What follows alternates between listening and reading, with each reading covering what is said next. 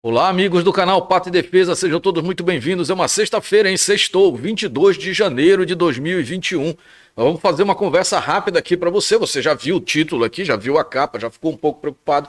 Mas calma aí que eu vou te explicar isso. O canal Pátria e Defesa é um canal especializado em assuntos de geopolítica, estratégia, assuntos militares. E eu estou justamente aqui para desmistificar certas coisas para você. Antes de seguir, pessoal, curte, compartilha esse vídeo e verifica se você está inscrito. Nós estamos indo rumo a 650 mil inscritos aí nos próximos dias e contamos aí com a sua ajuda nesse caso. Sem mais demora, vamos passando logo para o nosso tema principal aqui. Você já viu a nossa capa, o que é esse estado de defesa, o que aconteceu. Esse é um assunto aqui do meio da semana. Nós íamos trazer ele ontem na nossa live das 19h30, mas infelizmente, devido a fatores aí que não dependiam de nós, não foi possível nós termos a live. Então eu estou trazendo ele num vídeo mais curto aqui para você, mas também falarei sobre esse assunto na nossa live de hoje à noite às 19h30. Aliás, te aguardo lá também, tá? Ou em qualquer um dos nossos outros vídeos. Pessoal, durante essa semana surgiu uma polêmica aí. O PGR, né, o Procurador-Geral da República, ali, o Augusto Aras, ao ser entrevistado sobre questões que pesam sobre um possível pedido de investigação acerca da presidência da República, acabou sacando essa da carteira lá, muita gente não entendeu e a gente vai trazer isso para você aqui. Lembrando que as capas aqui do canal Pátria e Defesa sempre tem a ver com o tema aqui dentro e nós também vamos te apresentar as fontes, tá? No nosso caso aqui, eu já vou tirando, eu vou colocar para você aqui, esse aqui é o nosso site aqui do Pátria e Defesa, já já a gente fala dele. A nossa fonte aqui é o portal Pátria.digital, aliás, tá aqui a matéria. O portal Pátria.digital é parceiro aqui permanente do canal Pátria e Defesa aí há mais de 3 anos aí que a gente utiliza ele como fonte e tem muito material interessante lá. A equipe editorial checa as informações e aí depois você checa, aliás, o link para tudo que eu falar aqui nesse vídeo, inclusive a fonte da matéria, está em destaque na descrição desse vídeo e no primeiro comentário em destaque que fica nos comentários desse vídeo. Depois você procura lá. Não só da matéria, mas tudo que nós tratarmos aqui no canal Pátria e Defesa, tá? É o próprio link do portal Pátria e Defesa aqui. Bom, o estado de calamidade pública é a antessala do estado de defesa, diz o Augusto Aras, né? Eu vou precisar colocar aqui meu dispositivo de ampliação ótica só para melhorar aqui, para a gente poder comentar. O Procurador-Geral da República, Augusto Aras, declarou em nota oficial nessa terça-feira que não se sente obrigado a avaliar ilícitos e tal atribuído ao presidente. Não é esse o tópico aqui principal, tá? Houveram entrevistas, houveram muita pesquisa, eu vou falar do estado de defesa em si, se cabe, o que ele quis dizer e para você não ficar muito assustado aí, tá? Eventuais ilícitos que importem responsabilidade de agentes públicos na cúpula dos dos poderes da República, são de competência do Legislativo. O que ele está falando aqui é o seguinte: o pessoal começou a cobrar o procurador de que ele se manifestasse acerca, né, várias manifestações, inclusive muito infundadas, por parte de políticos de esquerda, da imprensa, construção de narrativa, sobre a possível responsabilidade do presidente da República sobre os problemas que estão acontecendo de saúde pública. E, em particular, os eventos ali que foram trazidos a público referente ao governo do Amazonas e, particularmente, ali a cidade de Manaus, né? Aquela questão da falta dos balões de oxigênio lá, né? Que levou, inclusive, alguns irmãos nossos patriotas brasileiros aí a passar dessa para outra. O que a gente lamenta, inclusive aqui se solidariza com os familiares ali que tiveram que passar por isso. Pessoal, eu vou ter que resgatar um pouquinho, antes de falar do estado de defesa em si, a questão de que, ao início dessa questão de saúde pública, o presidente, junto com seus ministérios, criou um gabinete de crise para isso, onde várias medidas foram planejadas, inclusive com auxílio ali dos ministros que são componentes das Forças Armadas, para que houvesse um combate efetivo, coordenado a nível federal. Por parte do judiciário, houve uma relativização da hierarquia de comando sobre a gestão da crise, onde o presidente foi colocado na condição de uma espécie de cogestor, aquele que paga pela conta, mas não necessariamente está responsável diretamente sobre os atos nos estados e municípios, cabendo a prefeitos e governadores a responsabilidade da gestão da crise a nível local. Isso deu muito problema. É óbvio que isso não isentaria o presidente de participar, não era uma negação, porém nós sabemos que do ponto de vista prático, sem hierarquia vira bagunça. Então coube a posição do governo federal, e eu estou explicando para você aqui com muita racionalidade, porque o presidente fez a sua reclamação mais do que justa da interferência do judiciário, e o judiciário rebateu, vou falar sobre esse ponto aqui também, rebateu dizendo que eles não tiraram o poder do presidente, né, e sim pediram que ele colaborasse. Pessoal, vamos traduzir rapidamente para uma linguagem militar que vai ficar fácil o entendimento. É mais ou menos o seguinte: o judiciário interviu numa discussão entre um general, um coronel e um cabo e disse o seguinte: todo mundo manda igual aí. Não vai dar certo.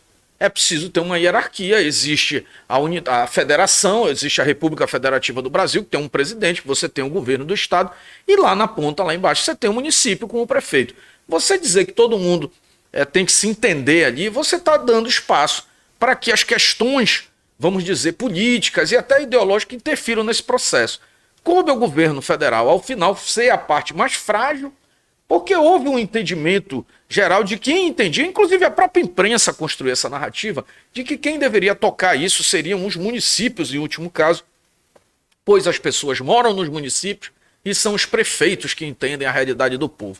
Isso é a construção da narrativa feita pela imprensa e endossada ali, inclusive, pelo judiciário também. Não vamos entrar nesse mérito aqui. O que ocorre é o seguinte: passado aí quase um ano, lembrando que o estado de calamidade foi ali proferido mais ou menos em março do ano passado, de 2020, portanto nós já estamos aqui no final de janeiro, aí já são 11 meses, né? 10, 11 meses já, então quase um ano ali dessa situação estabelecida, e durante todo o ano de 2020 houve inclusive, né, uma pressão da imprensa e de outras autoridades de que o governo inclusive estava impotente diante ali da gestão da crise, e o que também é um exagero, visto que o governo federal, principalmente a partir do gabinete ali, que funciona dentro do Palácio do Planalto, coordenou muitas das ações, né, a partir inclusive do uso das Forças Armadas, para levar insumos, equipamentos, né, fazer toda a logística, e mais do que isso, houve uma ampla liberação de recursos do governo federal a estados e municípios. Eu vou pegar como caso aqui específico, porque nós já fizemos vídeo aqui no canal sobre isso, você procura aqui nas playlists aqui no canal Pátria e Defesa.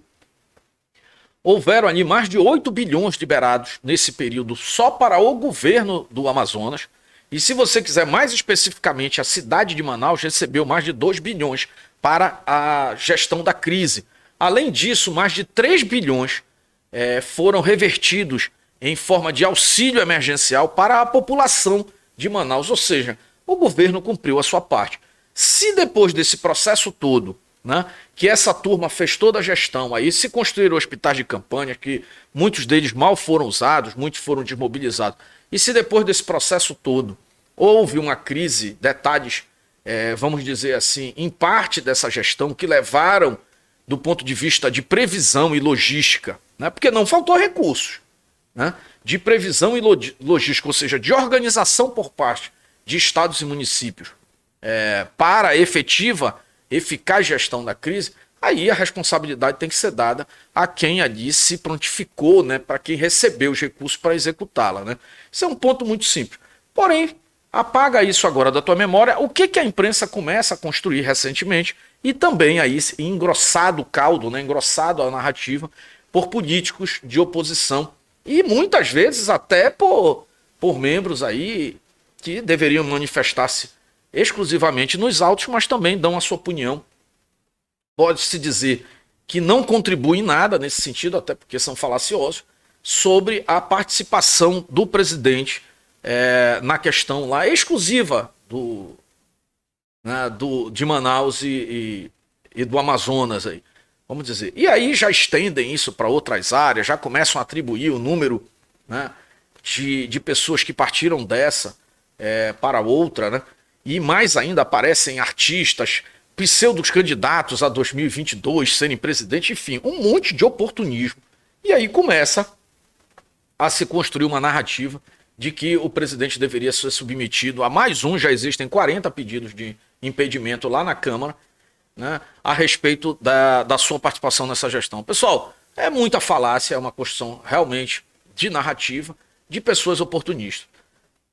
basta uma simples leitura dos fatos e vamos dizer, uma recapitulação, como eu acabei de fazer aí, para saber que isso não cabe. Porém, a fala do Procurador-Geral da República trouxe um incômodo que eu vou dizer para vocês que, de certa forma, foi útil, pois também coloca as pessoas no seu devido lugar, né? Ele citou que o estado de calamidade que foi decretado em março e finalizava em dezembro, 31 de dezembro de 2020, e foi prorrogado, inclusive, pelo Supremo Federal, ou seja, está em vigor, foi estendido, né? É uma antessala do que seria um estado de defesa. Como a palavra defesa dentro do imaginário das pessoas, né? E por isso nós colocamos, inclusive, aqui, ó, vou até trazer a capa de volta aqui para você, tá? Pessoal, essa matéria toda aqui, eu não sou leitor de matéria, o conteúdo é muito bom, vai te dar em detalhes e eu já estou te passando ele de forma aqui já resumida, tá? Mas recomendo, tá aqui a fonte, para você checar. Muito boa a matéria que o pessoal do Pátria.digital fez e ficará aqui para você, para consulta posterior, tá? Eu vou deixar aqui na capa nesse momento, porque é importante você entender o seguinte. O estado de defesa remete as pessoas ao conteúdo militar. Realmente, ao se invocar o estado de defesa, um instrumento de, vamos dizer, de execução na prática desse estado de defesa é o uso das Forças Armadas para impor, né, a ordem, já que o estado de defesa justamente pressupõe que há uma desordem social que impede que as coisas sejam, vamos dizer assim, normalizadas. No caso, vamos dizer assim, em virtude de grande número de perda de vida, ou até mesmo no caso de fazer a desobstrução de caminhos para que equipamentos possam chegar, para que determinadas regras possam ser, vamos dizer assim, encostadas para que a efetiva necessidade, no caso a perda de vidas de cidadãos brasileiros em determinado ponto do país, seja corrigida. O estado de defesa não é uma intervenção naquele sentido pleno, né, que algumas pessoas aí pedem, não é nesse sentido, tá? Mas você sim utiliza as Forças Armadas. E é importante dizer o seguinte, isso, acima de tudo, é constitucional, está lá no artigo 136 da Constituição Federal e tem todo um regramento que, inclusive, pede que o presidente da República convoque o seu Conselho de Segurança, o Conselho de Defesa Nacional, e aí você vai ter, desde a figura do vice-presidente, que é o general Mourão, tá? Mas você vai ter também o presidente da Câmara, do Senado, membro do Judiciário, você vai ter o ministro da Justiça e alguns membros destacados ali do Congresso, né, que são previamente ali nomeados, ali, inclusive gestores anteriores, para serem consultados. Detalhe, o estado de defesa, pessoal, ele perdura por 30 dias, tá? E ele deve ser aprovado pelo Congresso 10 dias após a decretação, né? O decreto efetivamente ser colocado pelo presidente. Então, quais seriam os passos, tá? Caso a situação não tivesse sido contornada, porque aqui, pessoal, já nem cabe mais esse sentido, tá?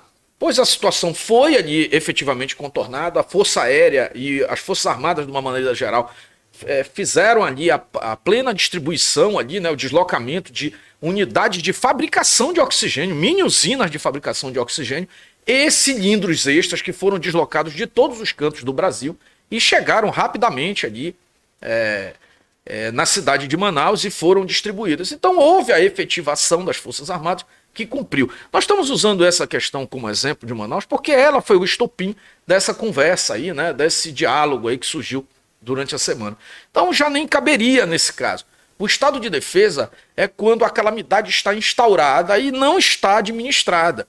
Ou seja, as pessoas estão na rua, há muita movimentação, isso pode gerar risco de vida e segurança para a própria população, e aí você convoca isso.